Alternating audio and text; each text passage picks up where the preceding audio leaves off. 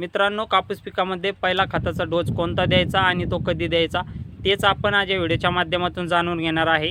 त्यामुळे व्हिडिओ हा शेवटपर्यंत पाहण्याचा प्रयत्न करा।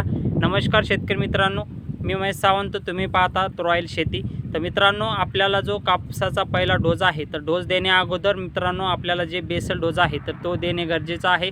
मग मित्रांनो, हा बेसल डोस कोणी देणे गरजेचं आहे तर ज्या शेतकऱ्यांना खर्च करण्याची इच्छा आहे, जे शेतकरी योग्य नियोजन व्यवस्थापन करणार आहे तर त्या शेतकऱ्यांनी हा बेसल डोस देणे त्यामध्ये गरजेचं आहे। तर मित्रांनो, बेसल डोस देताना त्यामध्ये जे दाणेदार आहे सिंगल सुपर फॉस्फेट जे आहे तर मित्रांनो त्याचं आपल्याला 1.5 ते 2 बॅग आपल्याला एक एकरसाठी वापर करायचा आहे। त्यामध्ये पोटॅश जो आहे तर त्याची 1 बॅग आपल्याला त्यामध्ये मिक्स करून खत व्यवस्थापनामध्ये डोस जो बेसल डोस आहे तर त्यामध्ये देणे गरजेचं आहे। तर मित्रांनो, हा बेसल डोस दिल्याच्या नंतर त्यामध्ये आपल्याला जे पहिलं खत व्यवस्थापन आहे तर ते आपल्याला 25 दिवसांनी खत व्यवस्थापन करायचं आहे।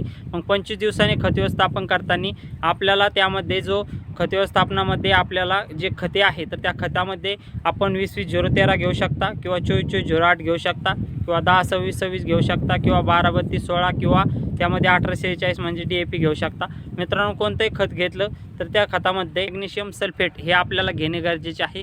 मग मित्रांनो, मॅग्नेशियम सल्फेट का घेणे गरजेचे आहे तर मित्रांनो, आपलं जे कापूस पीक आहे तर ज्यावेळेस आपले फुलपात्याची संख्या लागते त्यावेळेस आपलं जे कापूस पीक लाल्या रोगावर जातं तर हे लाल्या रोगावर जाऊ नये मित्रांनो, यासाठी आपल्याला मॅग्नेशियम सल्फेट जे आहे तर ते आपल्याला 20 ते 25 किलो एकरी देणे गरजेचे असतं। मित्रांनो, आपलं जे लाल्या रोगावर जातं तर ते आपलं मॅग्नेशियमच्या कमतरतेमुळे जात असतं, त्यामुळे आपल्याला मॅग्नेशियम सल्फेट हे 20 ते 25 किलो त्यामध्ये देणे गरजेचे असते। मग मित्रांनो, 20 ते 25 किलो आपल्याला मॅग्नेशियम सल्फेट जे आहे तर ते द्यायचं आहे।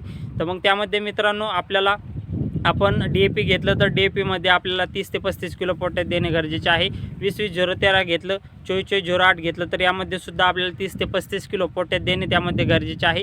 10-26-26 आहे तर ते आपण देऊ शकता, 12-32-16 सुद्धा आपण त्यामध्ये खत व्यवस्थापनामध्ये देऊ शकता। पण मित्रांनो, यामध्ये आपण देणार असाल तर त्यामध्ये जे मायक्रोन्यूटन आहे, सूक्ष्म अन्नद्रव्य जे आहे तर मित्रांनो ते सुद्धा आपण देऊ शकता। मायक्रोन्यूटनची 5 ते 10 किलोची एक बॅग आपल्याला एका एकरसाठी द्यायची आहे, जेणेकरून मित्रांनो आपल्या कापूस पिकाची फांद्या धारणा जी आहे तर ती चांगल्या पद्धतीने होणार आहे।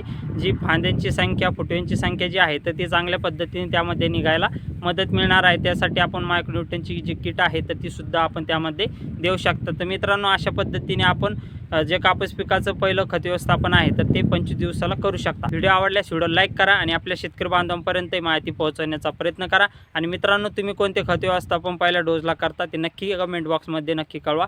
तर मित्रांनो, धन्यवाद। जय जवान जय किसान।